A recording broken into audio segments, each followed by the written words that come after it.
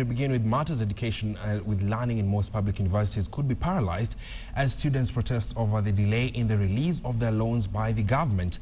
According to student leaders, the Higher Education Loans Board has not disbursed money to thousands of students since September last year, and surviving in the universities is becoming difficult for them.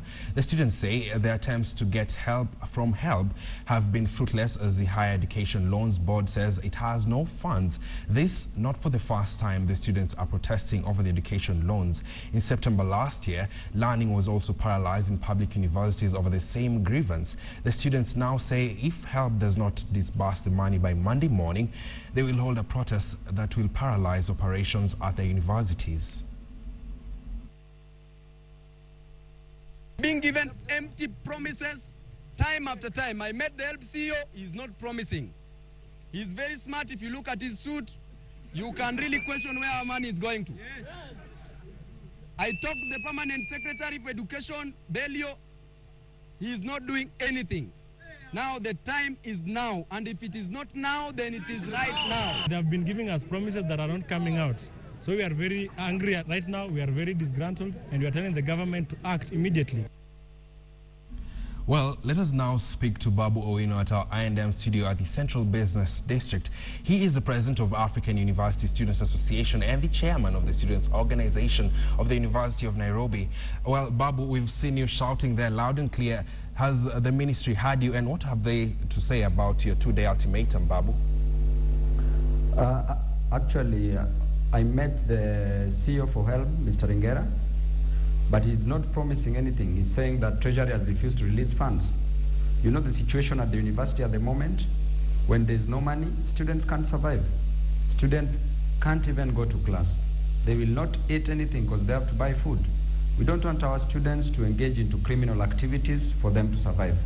Therefore, we demand that HELB should give us the money that is rightfully ours. And we'll not say thank you, we'll ask for more, because the time is now. We are sick and tired of all these stories every other time. From September last year up to now, HELB has not been disbursed to our students. What should our students do? Have been negotiating, dialoguing time to time, talking to peers, talking to CEO HELB, all fall in deaf ears. So on Monday, we'll have action. We'll give them up to Monday. Yes. Well, Babu, what does it translate to the students when they do not get this money? You can just take us through. Sorry? I'm saying, what does it translate to the students when they do not receive this money? You know, when students don't receive money, yes, they can't go to class because they haven't paid fees. The students can't survive, they can't buy food. Students cannot operate basically any simplest thing within the university if there is no money. The money that you are given is an average of 35,000 per student. 28,000 goes to HELB, goes to school fees. Then the remaining 7,000 is meant for a comrade to survive with it for the period of 1 year. Is it possible, honestly? And that little that we are asking for, we are not being given. We know the Bible says that the little that we have shall be taken away from you and given to those who have. With us, we want to defend the little that we have.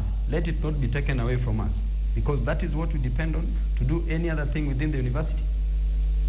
And perhaps, Babu, other than the Ministry of Education, have you managed to speak to any officials from Treasury, and what are they saying? Actually, I don't think if it is within my mandate to speak to any official from Treasury. I spoke to the person who's concerned, the Ministry of Education, then I spoke to the CEO for HELB. The rest of the things, it's them to do. That's their job to do it, as we want to see money in our account. Okay, thank you very much. That is Babu Owino joining us live from our studios at I&M, clearly stating that they have given the Minister of Education until Monday. Otherwise, they shall go on with their protest and boycott school learning. We move on now. The Court of Appeal has this morning declined to reinstate 8 clauses of the controversial Security Laws Act that had been suspended by the Supreme Court ending hearing of case filed by CORD. The 3-judge bench ruled that the Attorney General, Githu Muigai, had not proved that the suspension of the clauses had created a vacuum in fighting terrorism. The Attorney General had challenged the suspension of the 8 clauses, the Security Laws Amendment Bill Act by High Court Judge George Odunga. Muigai had proposed a stay of orders by Justice Odunga, saying that the ruling would affect the dispensation of justice and that the judge failed to consider the terrorist threats that the country was facing, which the new law was meant to contain. The case was filed by CORD, but the Law Society of Kenya and the civil society organizations were enjoined. Chief Justice Willy Mutunga has already appointed a 5-bench judge led by Justice Isaac Leniola to determine the constitutionality of the security law.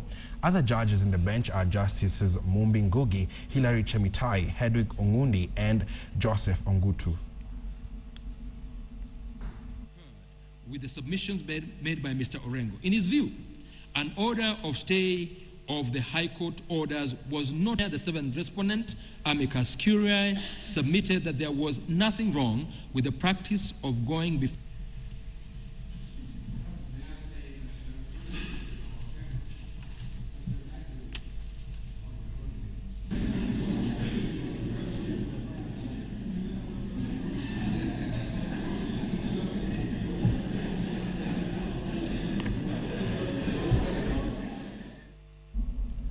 Elsewhere, the Ethics and Anti-Corruption Commission has launched investigations on the misappropriation of funds by the Narok County government. Led by Chairperson Mumo Matemu, the commission met with local administrators and political leaders.